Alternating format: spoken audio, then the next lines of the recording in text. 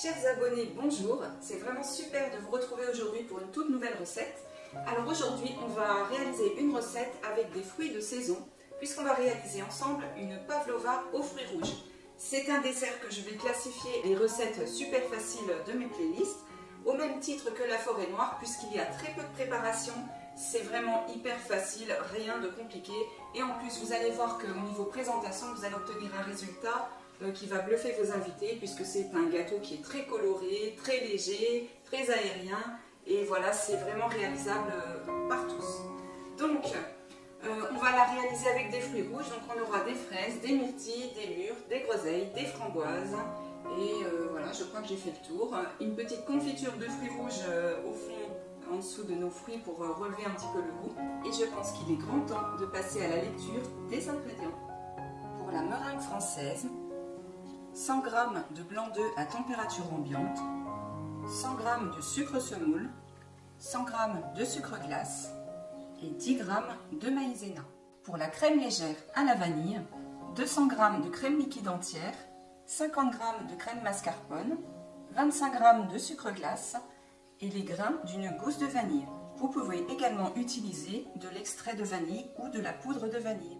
Et pour les fruits de la garniture, 60 g de mûres, 60 g de myrtilles, 60 g de fraises, 60 g de groseilles, 60 g de framboises et 60 g de confiture de fruits rouges. Alors on va s'attaquer directement à la préparation de notre meringue française et on va verser tout de suite les blancs dans le fond du batteur. Les blancs toujours à température ambiante. Et je vais vous expliquer juste une petite chose avant de commencer. Donc on a les blancs, on a le sucre semoule, on a le sucre glace et puis on a aussi un petit peu de maïzena. Alors certains d'entre vous vont me demander pourquoi de la maïzena dans la meringue. Simplement c'est pour avoir une meringue qui est beaucoup plus croquante et qui dessèche plus vite à la cuisson. Donc pour ne pas faire de paquet quand on va mélanger notre maïzena, on va la mélanger tout de suite dans un petit bol avec le sucre glace. Sucre glace et maïzena ensemble. On mélange un petit peu au fouet. Voilà, on la réserve pour tout à l'heure puisque de toute façon, on va déjà commencer par mélanger les blancs d'œufs avec le sucre semoule qu'on va ajouter en 2 ou 3 fois.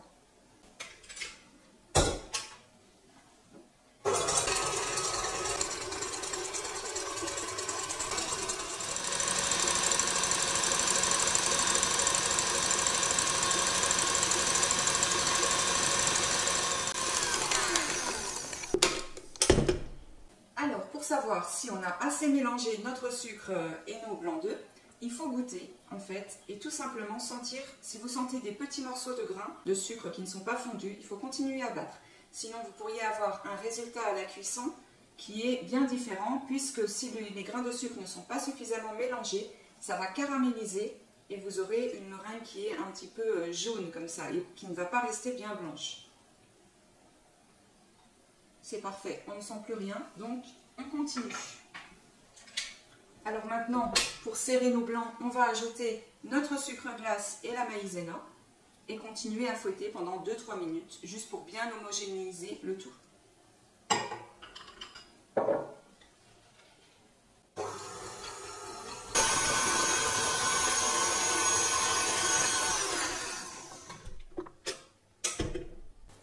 Donc voici notre meringue qui est prête. Elle a un super bec d'oiseau. Donc voilà, on peut passer à la suite. Pour la suite, on va passer à l'étape du dressage de notre meringue. Je vais utiliser une plaque anti-adhésive. Si votre plaque colle ou votre support colle, vous pouvez tout à fait mettre un papier sulfurisé. Et je vais utiliser ici une douille lisse d'environ 12 mm de diamètre. Voilà, cette petite douille lisse, ronde. On va maintenant mettre notre meringue à l'intérieur de notre poche à douille. Et à ce stade, n'oubliez pas de faire préchauffer votre four à 90 degrés, température grand maximum, vous pouvez même la mettre à 80-85 degrés, c'est encore mieux.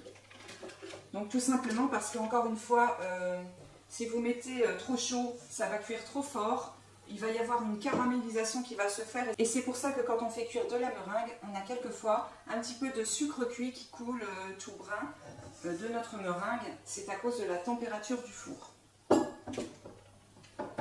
C'est sûr, ça prend un petit peu plus de temps, mais le résultat est quand même beaucoup plus joli parce que vous aurez une meringue qui va rester bien blanche déjà, qui sera bien cuite et bien croquante.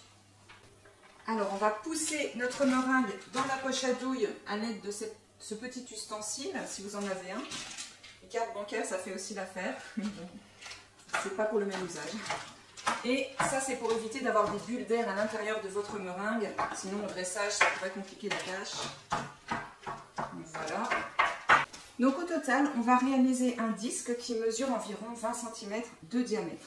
Alors, on va pocher en colimaçon avec notre poche un disque qui fait à peu près 16 cm de diamètre. Puisqu'ensuite, avec notre poche à douille, on viendra faire des petites boules tout autour et que ça va agrandir le disque. Donc en fait, il ne faut pas faire le colimaçon trop grand au départ.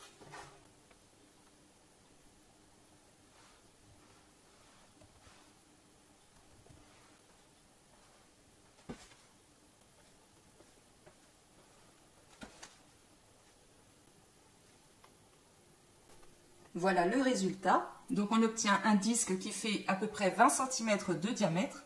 Je vais juste lisser un tout petit peu plus l'intérieur pour avoir quelque chose de plus régulier. Et on va ensuite passer à la cuisson.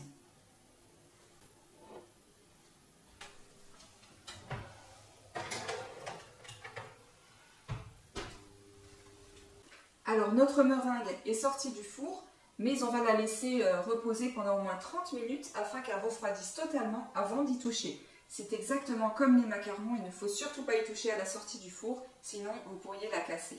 Alors on va maintenant passer à la suite de la recette en réalisant notre crème légère, notre crème chantilly, donc légère à la vanille. Et comme j'utilise des grains de vanille, d'un bâton de vanille, pour qu'il n'y ait pas de résidus, je vais déjà mélanger les petits grains de vanille dans ma crème liquide et ensuite la filtrer avec une passette. Donc je vais verser ma crème liquide entière dans un récipient. Je vais lui ajouter les petits grains de mon bâton de vanille. Et simplement, je mélange au fouet pour bien les disperser. Je vais maintenant filtrer cette crème et la verser directement dans le bol qui sera destiné à monter notre chantilly.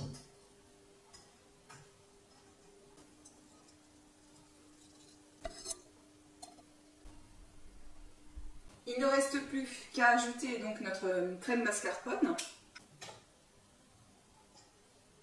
et puis notre sucre glace.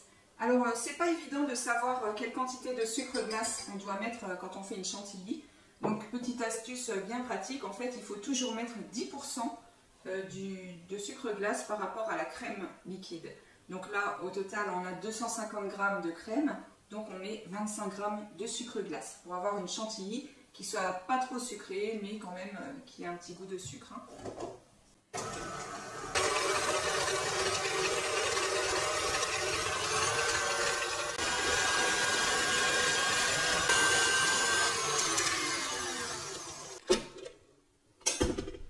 Voilà, notre crème est suffisamment prise. On va pouvoir la placer dans notre poche à douille. Enfin, voici le moment de garnir et de décorer notre pavlova. Donc tous nos éléments sont prêts. Nous avons notre fond de meringue. Nous avons également la chantilly vanillée. Ensuite, nous avons notre petite confiture de fruits rouges. Puis les fruits, donc mûres, myrtilles, groseilles, fraises et framboises. On va commencer par étaler sur le fond de meringue notre confiture de fruits rouges.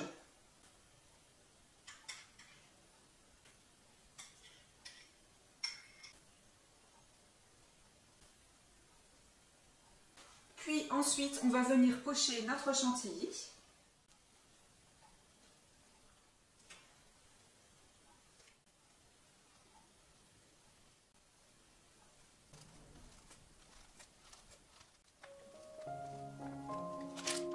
On va maintenant ajouter les fruits.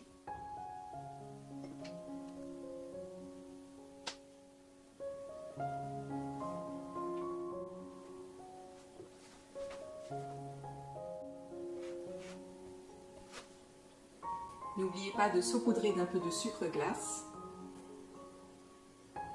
Ça va donner un petit effet givré à tous nos fruits.